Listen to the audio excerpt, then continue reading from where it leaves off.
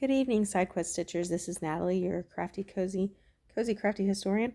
I am going to do a really short video to catch you up on my decision I made in episode 4 on going back and ripping my blanket to fix the back stitching to see if that would change the pattern and make it look more honeycombish. So I'm going to show you what I've done, and you can decide if you'd like to rip yours and start over or just keep going as is. And then I'm going to show you line 13. If you do end up ripping yours, we have to fix line 13 or row 13 because that row it didn't make sense previously, but now it does. So one moment, let me get you turned around so you can see what's going on. Okay, so as you can see now, I have an actual like lift. It's raised up, and then here is the flat part, and that is because I decided, again, like I said previously, when I did my even rows, I was stitching my even rows into this row here. I think no, I'm sorry, my bad. I was stitching it into this, the here, and that was keeping these cords flattened, and just part of the pattern. It wasn't making it look the way it should, so I decided to rip it and try going in this back row instead, which lifts it.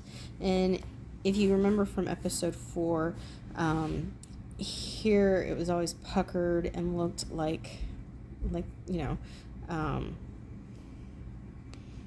here it had this look to it where this was sticking out and ridged out, and this had been flattened with the rest of the pattern, and that just didn't feel right to me. So I ripped it and I decided to go through this, which then raises this up to cover this like pooch or like pouch, and then that created the honeycomb shape that we were needing.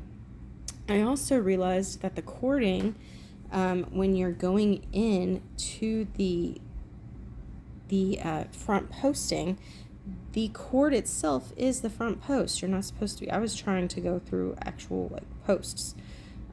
You're just hugging the cord and making one long cord, essentially. So now on row 13, there's a new twist that I don't think I did correctly in whichever video, probably episode 3, for the row 13.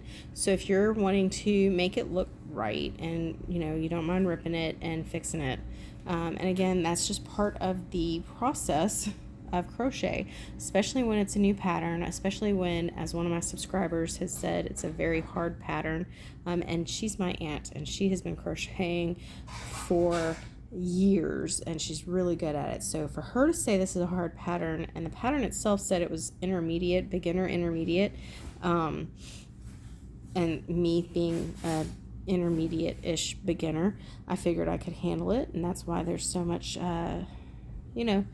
live and learn situations happening here, which is fine.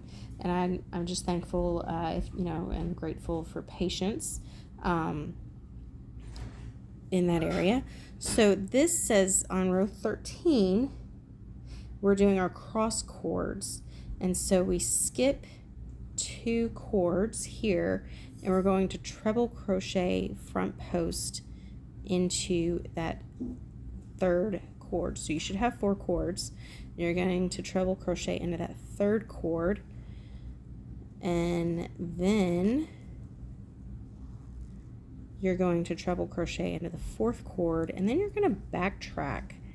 It says, the pattern says to then go back and crochet into the cords that you skipped right over the cords that you just made, and it's going to create a cross pattern, so we can start having a crossed honeycomb. As you can see, it's making the cords go that direction now instead of that direction. However, they get covered up when you go back and treble back in to this front post, or the first post rather,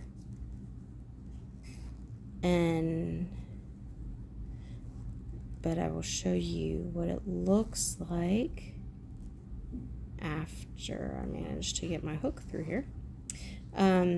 So if you want to keep going with the pattern as you have been, that's fine. You'll have a really unique first time blanket that you could use for probably your puppies or something, if you don't want to use it to like gift anybody, or just consider it like a practice, and that's fine. Or you can do like me and be kind of obsessive compulsive and go back and perfectionist and fix it, and that's fine too. You can just view my other videos for the how-tos on the trebling and doubling of crochet stitches, and then just look at the pattern, which is always linked in the episode's description. So this now creates, as you see, this cord is continuing, these two cords are continuing forward as is, but then behind them there are two cords now going in the opposite direction, and so it's going to, I'm assuming, when we go back and pick up the stitches in the back, it's going to eventually cross out into the other side of the honeycomb, and it's going to crisscross and semicircle or whatever you want to call it. And so that's really all I did to fix the pattern. Was I went back and started stitching into the skipped row that made the little pouch. I single crocheted on my even rows. I stitched into these stitches back here to raise them up, which hides the pouch, keeps your back flat and smooth, and then also creates this raised look with your cords, making them stand out more against the pattern for the honeycomb. So that fixes that, and then we just do this crisscross again. You just skip the first two cords, go into the second two cords, and then go back into the two cords, the previous ones. So again, hopefully, my apologies for, I guess, leading y'all astray, but again, I don't really try this pattern until I start my episodes with y'all, and I follow the pattern with my script for the history information. And so I'm going by trial and error myself, but my upcoming episodes that I have on a different topic and a different pattern, I have actually done those patterns before. So when I get to those, there'll be less corrections needed to be done. And until we meet again for episode 5, where we will either be continuing as we were, or starting, continuing with the blanket prior to corrections, or you're continuing with corrections, we will pick up then and there. Have a good day.